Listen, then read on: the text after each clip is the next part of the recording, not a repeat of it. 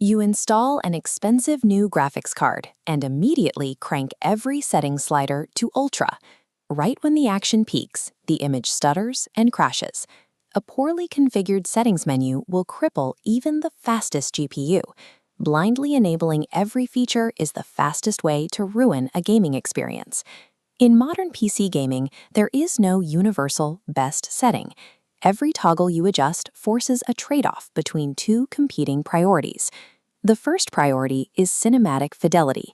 This is for story-driven games where you want visual immersion, realistic lighting, and heavy detail. The competing priority is millisecond responsiveness.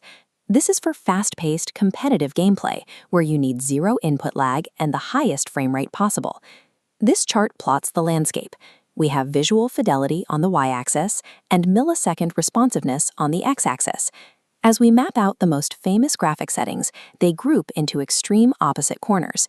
You are forced to choose a side. Mastering your frame rate requires disabling the specific features that actively sabotage your performance goals.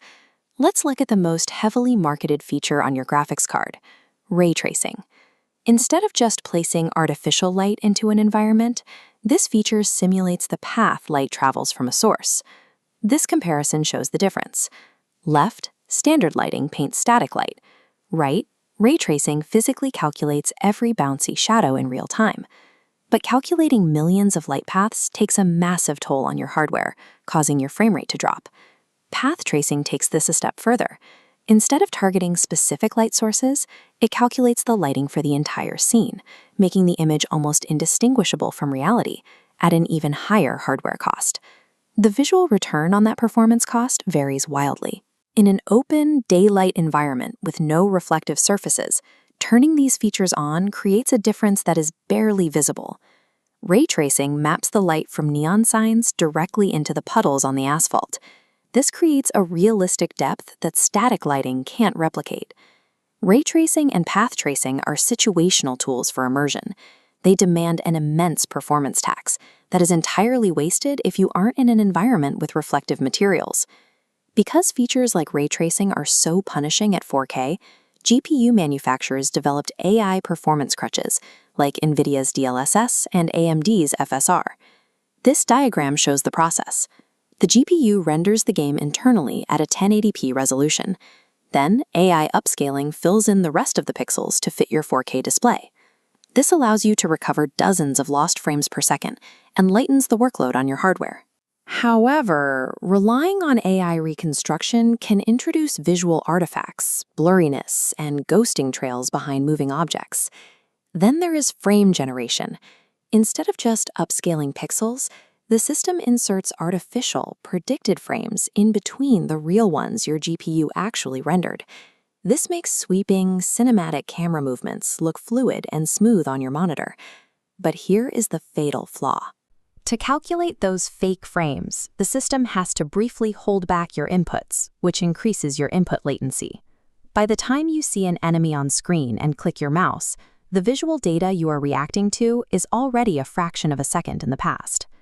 AI upscaling and frame generation keep story-driven games visually fluid, but they actively slow down the reaction times you need to survive in a competitive match.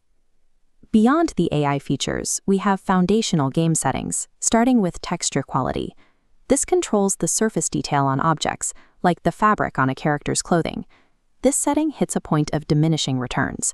Upgrading your textures from medium to high gives you a visible improvement, but pushing that slider to ultra is virtually invisible to the human eye, while still hoarding system memory. There are exceptions here. Anti-aliasing and anisotropic filtering generally provide more value than they cost. They smooth out jagged edges and keep distant horizons sharp without ruining your performance. Screen tearing happens when your GPU and monitor run at mismatched speeds. If your GPU produces frames faster or slower than the monitor can display them, the image appears to rip in half. Traditional VSync solves the tearing by forcing the GPU to wait for the monitor. Unfortunately, this triggers the same input latency penalty as frame generation.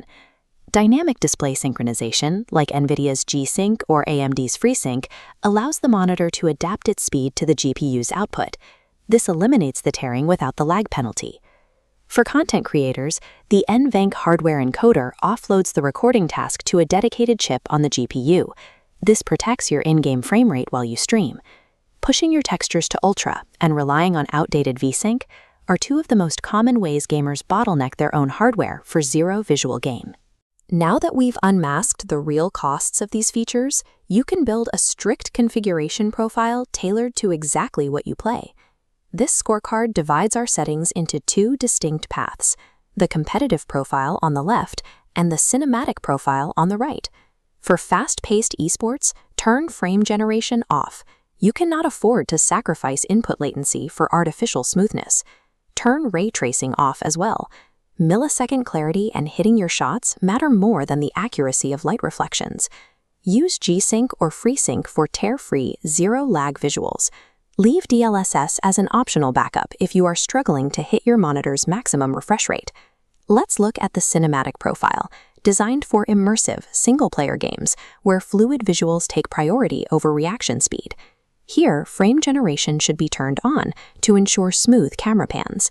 If the game features dense, reflective environments, enable ray tracing to maximize realism. Because ray tracing is demanding, enable DLSS or FSR upscaling to offset the massive frame rate tax required to run it. Cap your texture quality at high. This saves system memory while maintaining your performance and realism.